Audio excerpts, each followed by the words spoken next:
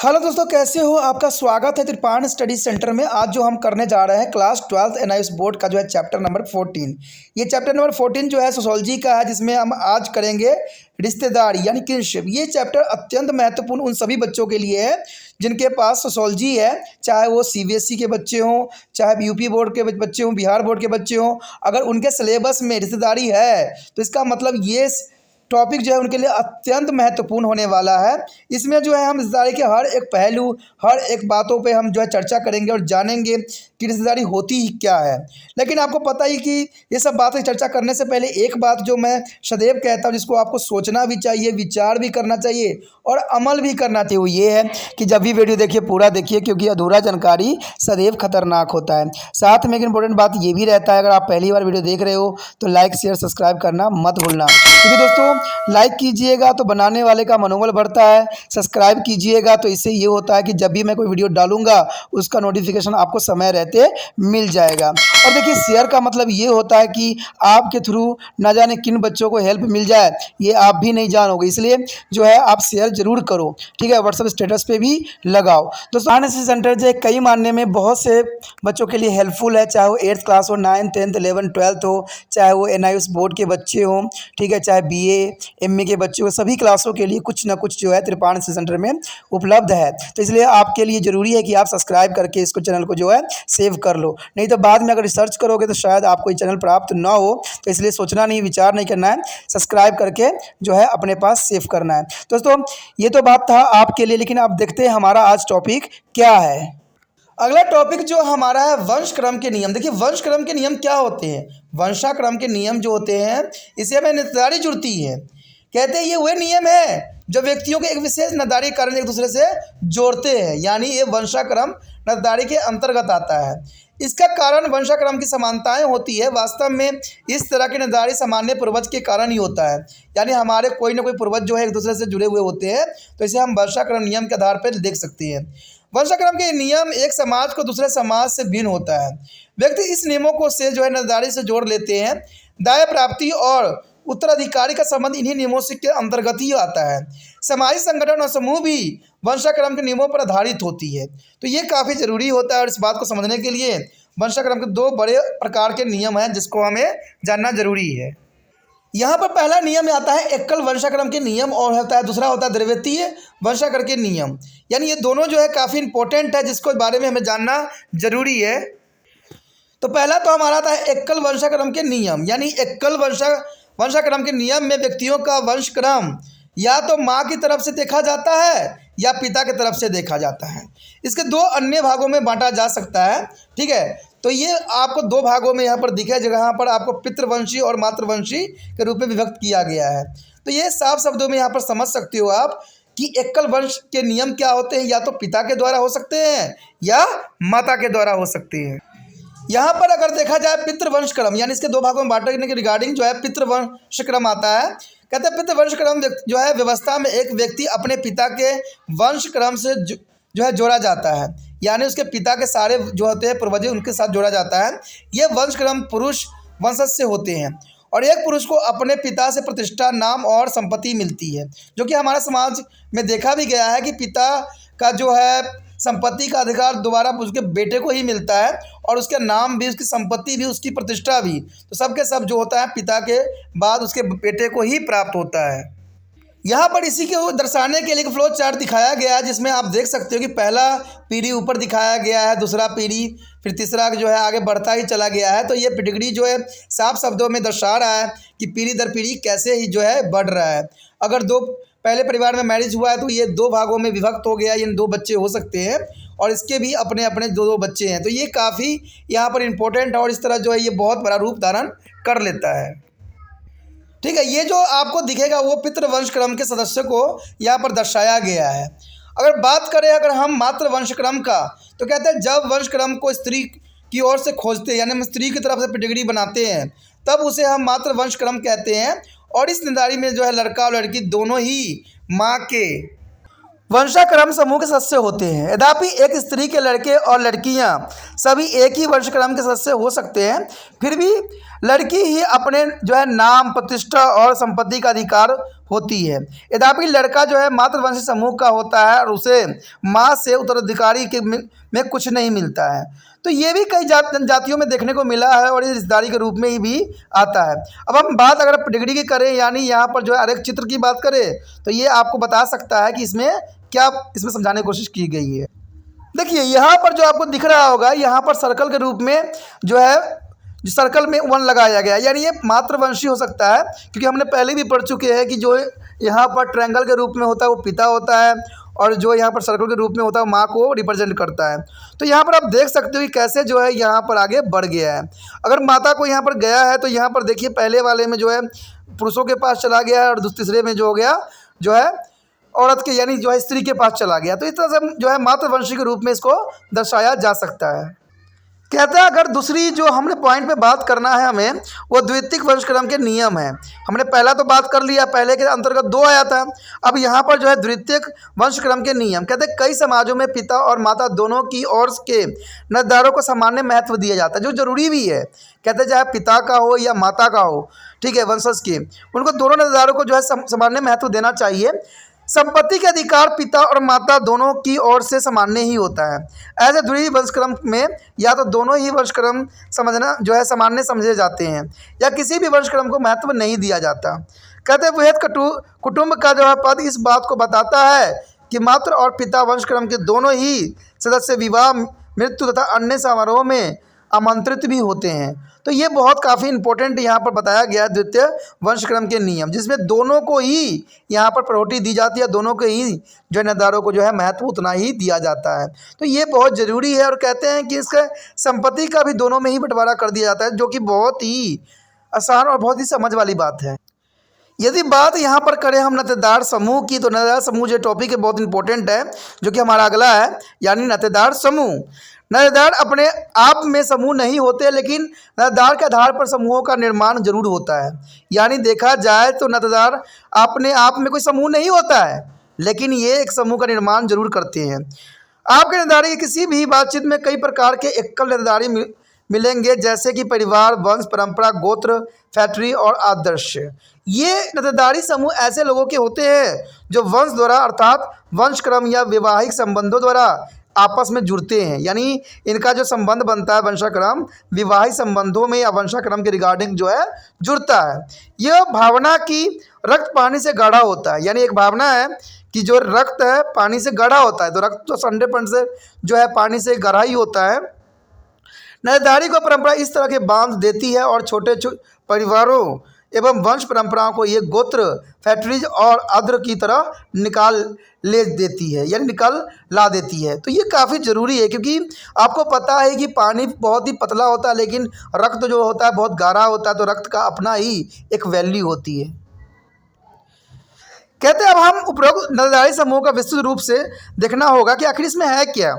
आप सभी अभी तक जो है ये जान गए होंगे कि परिवार सबसे छोटा नातेदारी समूह है, यानी परिवार जो है बहुत छोटा नातेदारी समूह है। बुनियादी रूप से यह समूह व्यक्ति, उसके पत्नी और उसके जो है अविवाहित बच्चों से ही बना है, जबकि आदमी और उसकी पत्नी विवाह से जुड़े हुए होते हैं। बच्चे और उनके माता पिता वंशाक्रम के रक्त संबंधों से बंधे हुए होते हैं। बच्चों के आपसी संबंध ऐसे होते हैं जो भाई बहनों की नातेदारी की श्रृंखला से बंधे हुए रहते हैं और वह सामान्य वंशक्रम या रक्त से जुड़े हुए सदैव रहते हैं। तो ये बहुत काफ़ी इंपॉर्टेंट बात रहता है कि पति पत्नी विवाह से जुड़े हुए होते हैं और बच्चे और उसके माता पिता और वंशक्रम के रक्त संबंधों से बंधे हुए होते हैं। कुछ महत्वपूर्ण समूह एकल वंशाक्रम से बंधे हुए होते हैं, जो कि इस प्रकार है।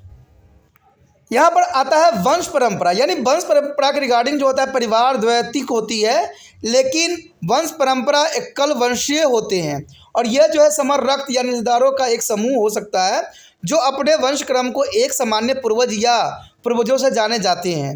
जैसे कि गोत्र में पूर्वज मिथक होते हैं, वैसे ही पूर्वज अतीत में अस्तित्व में रखते हैं। वंश परंपरा एक जो है अंतर समूह होते हैं, यह एकलवर्ती वंश समूह कहलाते हैं और इसका अर्थ यह हुआ कि वंश परंपरा में वे सभी लोग सम्मिलित होते हैं जो पितृवंशीय होते हैं, यानी पिता के वंश द्वारा जुड़े होते हैं। जो कि हमारा समाज में भी यही देखा गया है कि पितृवंशियों को ही महत्व दिया जाता है। ऐसे वंशक्रमों में पूर्वज को जो है पुरुष की ओर से देखते हैं और तब वंशक्रम पिता के लड़के की ओर गिनती होती है। यदि वंशक्रम की स्त्री की ओर से खोजा जाता है तब इसे मातृवंशी कहते हैं। यानी पिता के द्वारा खोजे गए सारी जो होते हैं पितृवंशी के रिगार्डिंग होती है। अगर माता के द्वारा वंशक्रम ढूंढा जाता है तो ये मातृवंशी कहलाएगा। मातृवंशी वंश परंपराओं और सदस्यों के संबंध माँ की ओर से समझे जाते हैं। तो ये तो आपको क्लियर हो चुका होगा, जो कि पिता की तरफ से ढूंढे जाते हैं वंशक्रम तो उसे जो है पितावंशी कहलाता है। यदि माता के द्वारा खोजा जाता है तो मातृवंशी कहलाएगा। कहते हैं अगर एक फैक्ट के रूप में देखा जाए तो वंश परंपरा के सदस्य एक सामान्य आवास में भी सकते हैं, यानी एक सामान्य आवास में भी रह सकते हैं और नहीं भी। संयुक्त परिवार भी वंश परंपरा का दृष्टांत होती है, जहां 3 या 4 पीढ़ियों के लोग एक साथ रहते हैं। यानी यहाँ पर 3 या 4 पीढ़ियों के लोग एक साथ रहते हैं, तो ये संयुक्त परिवार का ही नाम दिया गया है। वंश परंपरा अनिवार्य रूप से एक जो है वही विवाहित समूह हो सकता है। तो ये बहुत ज़रूरी बात है। अगर हम बात इधर करें गोत्र की, तो गोत्र में जो होता है, गोत्र भी एक जो है एकल वंशी वंशक्रम समूह होता है, जिसमें रिश्तेदारों का एक समूह होता है जो कि अपना उद्गम एवं सामान्य पूर्वज के वंशक्रम से मानता है। लेकिन इस क्रम के वंशों को जोड़कर नहीं बताया जा सकता है। सामान्य पूर्वज प्रायः एक मिथकीय साधु या संत हो सकता है, एक हिंदू समाज में पाया भी जाता है। और इस प्रकार का पूर्वज अति प्राकृतिक चरित्र या टोटम की कोई वस्तु होती है, जैसे कि चीता, मछली, सांप इत्यादि। तो ये देखिए, ये अलग बात यहाँ बताने की कोशिश किया जा रहा है कि वंशक्रम जो होता है इसमें क्रम वंशों को जोड़कर नहीं बताया जा सकता है। सामान्य पूर्वज प्राय मिथकीय साधु संत भी होता है, इसमें कोई दो राय नहीं है। हिंदुओं में वंशक्रम के कुछ ऋषियों के साथ भी देखा जाता है, जैसे कि कश्यप, भरद्वाज और गौतम इत्यादि। सच में देखा जाए तो नजदारे में प्रायः कोई अपरिचित व्यक्ति या वस्तु जो दूर अतीत में रहा हो जो है रिश्तेदारों का पूर्वज होता है। मैं आपको पहले ही बता चुका हूँ कि हो सकता है कि सारे के सारे जो हों एक ही पूर्वज से उत्पन्न हुए हों, लेकिन कहते हैं इतना समय काल, इतना समय अवधि बीत गया है कि ये अलग अलग रूपों में विभक्त हो गए हैं। तो इसलिए यहाँ पर भी बताया गया कि हो सकता है कोई कश्यप का हो, भरद्वाज, गौतम, किसी के भी रिश्तेदारों के रूप में इसको देखा जा सकता है। और ये सब अपरिचित व्यक्ति नहीं होते ही, वो सब परिचित व्यक्ति के रूप में होते हैं। यानी हो सकता है कि ये अतीत में रहा हो और रिश्तेदारी का जो है पूर्वज के अंतर्गत आता हो। कहते हैं गोत्र के सदस्य अपने रिश्तेदारों को एक सामान्य वंशक्रम या रक्त संबंधी समझते हैं। तो इसमें कोई दो राय नहीं है। हम ये बात साफ शब्दों में कह सकते हैं कि हमारा गोत्र एक ही रहा होगा, एक सामान्य वंशक्रम या रक्त संबंधी समझना होगा, क्योंकि ये सच्चाई भी है और इसको हम बदल नहीं सकते। इसी कारण अक्सर गोत्र के लोग आपस में विवाह नहीं करते हैं। दूसरे शब्दों में गोत्र एक ही वही विवाहित रिश्तेदार समूह हो सकते हैं। गोत्र को जो है पितात्मक कहते हैं क्योंकि इसकी उत्पत्ति पुरुष से देखी जाती है। यदि स्त्री की ओर से वंशक्रम देखा जाता है तो इसको मातृ गोत्र कहते हैं, मातृवंशी गोत्र कहते हैं, जैसे कि हम पहले भी डिस्कस कर चुके हैं। ऐसा कि उत्तर पूर्वी खासी और गोरो जनजाति में होता है। अंग्रेजी शब्द क्लान का अर्थ जो है हिंदी में गोत्र से होता है। जब विवाह के बाद जो बातचीत होती है तब गोत्र पर विचार किया जाता है। बहुत स्पष्ट है कि एक ही गोत्र के लोगों में विवाह नहीं होता है। अगर फैक्ट्री देखा जाए तो फैक्ट्री एक जो है वो एकल वंशज समूह है जिसमें 2 या 2 से अधिक गोत्र होते हैं और जो एक दूसरे से जुड़े हुए होते हैं। इसका अर्थ हुआ कि फैक्ट्रीज में एकल वंशित गोत्र समूह होते हैं। इसमें कोई दो राय नहीं, इसमें दो विचारधारा नहीं है, तो ये बहुत ज़रूरी भी है। कहते हैं गोत्र की तरह फैक्ट्री एक जो है वह विवाहित संगठन है। फैक्ट्रीज के सदस्य यह मानकर चलते हैं कि उनका एक ही पूर्वज है। ठीक है, ये उनका विचारधारा है कि उनका एक ही पूर्वज है। गोत्र जो फैक्ट्री से बनते हैं वो अपनी व्यक्तिगत पहचान रखते हैं, लेकिन समारोह के अवसर पर वह अपने विशेष दायित्व को भी पूरा करते हैं। अगर बात करें अधांश, अधांश एक विशेष सामाजिक समूह है जो समूहों को 2 बराबर या गैर बराबर आधे हिस्सों में बांटता है। और बांटने का यह आधार जो है वंशाक्रम होता है और प्रत्येक आधा हिस्सा अधरश कहलाता है। अधरश का मतलब ही होता है आधा भाग।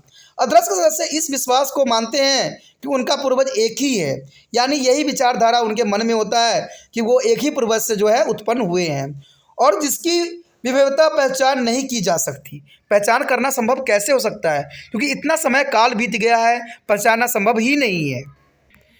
कहते हैं प्रत्येक अधांश को जो है उपभोगों में बांटा जाता है, जिन्हें हम फैक्ट्रीज कहते हैं। प्रत्येक फैक्ट्रीज कई गोत्रों में बटी हुई होती है और प्रत्येक गोत्र कई वंशक्रम में बटा हुआ होता है और अंत में प्रत्येक वंशक्रम परिवार में बटा हुआ होता है।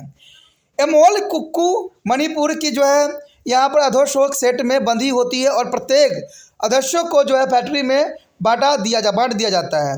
दो अधस्य वैवाहिक जोड़ों को तैयार करता है और यह इसलिए है कि एक ही अधस्य के लोग विवाह संबंध नहीं रख सकते हैं, लेकिन टोडा जनजाति में पाए जाने वाले अधस्य विवाहित भी है। यद्यपि आगे चल के वे उप विवाहित वही वैवाहिक गोत्र में बदल जाता है। तो ये कहते हैं हमारे समाज में बहुत ऐसे रूल रेगुलेशन बने हुए हैं, नातेदारी बने हुए हैं, जिसको हम समझना हमारे लिए बहुत ज़रूरी भी है। अगला टॉपिक जो है दोस्तों नातेदारी व्यवहार है। आखिर नातेदारी व्यवहार क्या होती है, नातेदारी व्यवहार क्या महत्व रखती है, तो इसके विषय में जो है यहाँ हम चर्चा करेंगे। कहते हैं नातेदारी व्यवहार या व्यवहार की निश्चित रीतियाँ नातेदारी समूह के साथ लागू होती है। यानी आपको पता ही होगा यहाँ हम व्यवहार की बात कर रहे हैं। कहते हैं अगर हम मजाक करते हैं या तो वो साला हो सकता है या साली हो सकती है, जिससे हम बिल्कुल खुल के मजाक करते हैं, लेकिन ये मजाक हम किसी बड़े के साथ नहीं कर सकते, किसी दूसरे के साथ नहीं कर सकते। तो ये सारे व्यवहार हमें कहाँ से सीखने को मिलता है, तो ये सारे जो है नातेदारी व्यवहार के अंतर्गत आता है। ये व्यवहार के जो है प्रतिमान मौखिक अमौखिक हो सकते हैं। नातेदारी कुछ रीतियाँ निम्न प्रकार से हैं, जैसे आपको पता है इसके रीति रिवाज के साथ भी नातेदारी के व्यवहारों को जोड़ा गया है। तो सबसे पहले बात हमारे समक्ष यही आता है परिहार। परिहार का मतलब क्या है?